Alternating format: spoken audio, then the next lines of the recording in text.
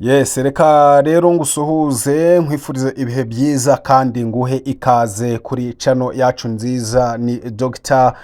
Wizo, ni nawe muri kumwe muri aya makuru akomeye abagendanye n'ubutabera, politike, diplomasi ndetse n'umutekano bireba akarere k'ibiyaga bigari ndetse n'u Rwanda, aho tugiye kuba tugaruka kuri iyi nkuru ikomeje kugenda icicikana itavugwaho rumwe. Ni inkuru irebana na Minisitiri w'Ububanyi n'Amahanga mu gihugu cya Repubulika Iharanira Demokarasi ya Kongo, ni Madame Kayikwamba Tereza. Uyu nguyu ni mu minsi mikeya ishize ubwo iri zina rya Tereza Kayikwamba ryari riri gusakara cyane ku mbuga nkoranyambaga, mu bitangazamakuru ndetse no mu biganiro by'abantu benshi muri Afurika yo hagati na Afurika y'Iburengerazuba. Uyu Tereza Kayikwamba akaba rero ari umugore ufite ijambo rikomeye cyane muri politike ya Repubulika Iharanira Demokarasi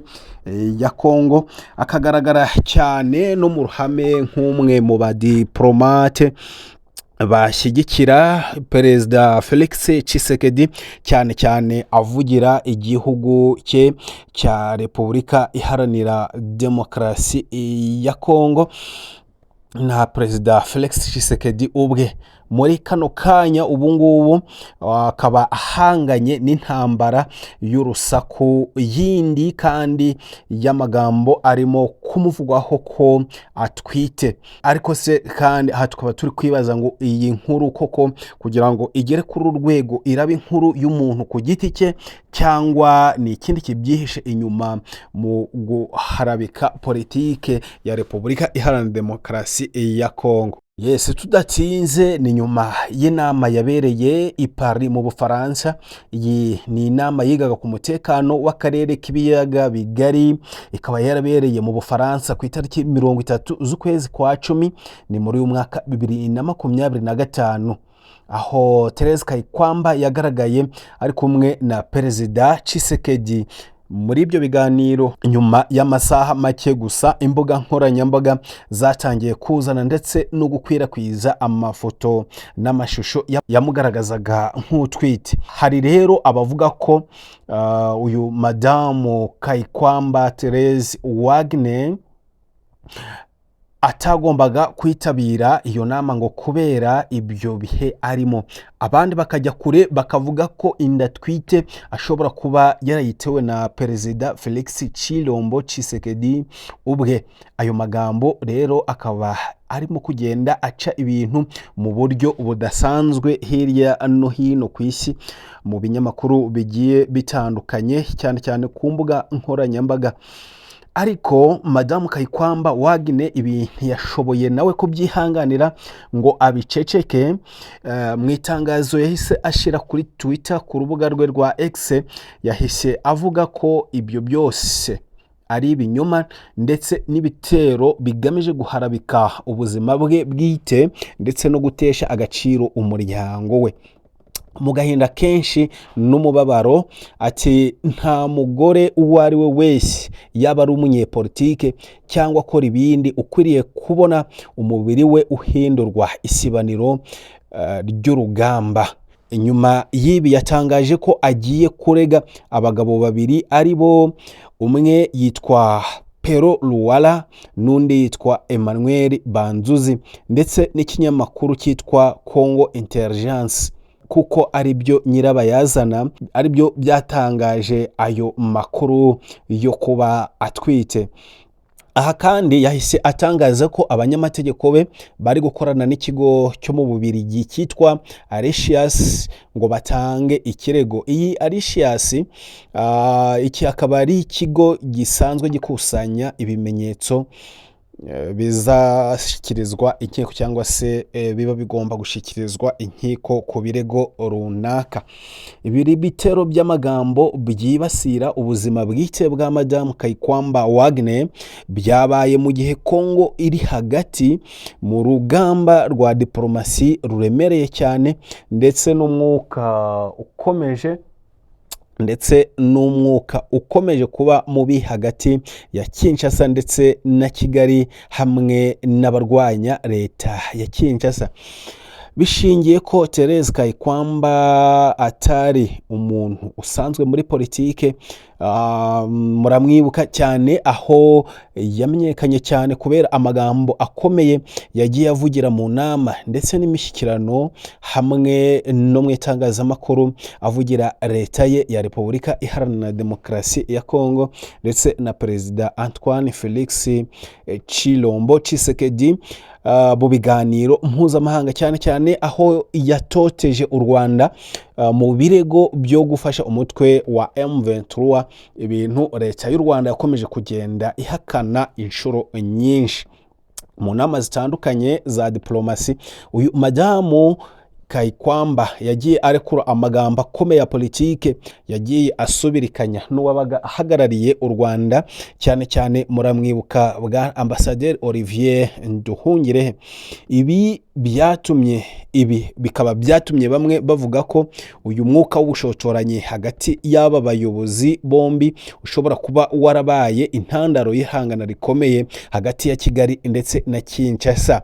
Iyi nkuru y'inda rero kuri bamwe ni ikimenyetso cy'uko politike y'akarere iri kugera ku rundi rwego. Hari n'abandi babona ko ibihuha by'ubuzima bwe bwite, hari n'abandi babona ko ibihuha by'ubuzima bwite bw'abayobozi bikomeje gukoreshwa nk'intwaro yo guhindura isura y'urugamba rwa diplomasi, naho abandi bakabona ko ari uburyo bwo gusenya izina ry'umugore ufite imbaraga mu buyobozi ndetse no muri politiki. Abasesenguzi bamwe aya makuru yo gutwitira Tshisekedi bakaba bayashingira ku kuba mu minsi yashize Perezida wa Repubulika Iharanira Demokarasi ya Kongo yarahaye ururabo rwiza cyane uyu madamu Kayikwamba Wagner, amushimira ukuntu yitwara neza mu guhagararira igihugu cye mu mahanga aho biba bikomeye cyane. Mu Rwanda naho iyi nkuru yakiriwe mu buryo bugiye butandukanye, haba mu binyamakuru, mu basesenguzi ndetse no mu babikurikiranira hafi.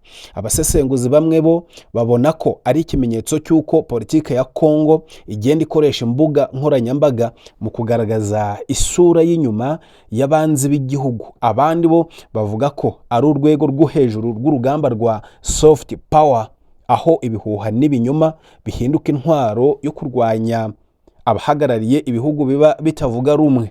Ariko nubwo ibi byose biri mu kumuvugwaho, Madamu Therese Kayikwamba we yagumye mu murongo umwe wo gukora akazi ke nk'umudiplomate ndetse no gukorera umuryango we. Ati ndaharanira umwana wanjye, umuryango wanjye ndetse n'igihugu cyanjye. Kuri ubu ngubu akaba yahisemo gukurikirana uburenganzira bwe binyuze mu mategeko, ariko icyo arwana nacyo si amagambo gusa, ahubwo harimo n'uburyo abagore bafatwa muri politike y'akarere k'ibiyaga bigari, aho kenshi usanga ubuzima bwabo bwite bukoreshwa mu gusenya izina ry'abayobozi cyane cyane b'abagore. Nubwo bwose iyi dosiye itararangira, ubu ikaba yamaze kugaragaza ibintu bibiri bikomeye. Icya mbere ni uburyo imbuga nkoranyambaga zifite ububasha bwo kubaka cyangwa gusenya isura y'umuntu, cyane cyane abanyepolitiki. Icya kabiri ni uburyo imibanire y'u Rwanda na Kongo ikomeje guhindura isura mu magambo no gushidikanya, aho buri gikorwa gifatwa nk'ubutumwa bwa politike kabone nubwo ntaho byaba bihuriye. Ariko nyuma y'ibi byose hari ikibazo cy'ingenzi kigikomeje kwibazwa n'abatari bakeya.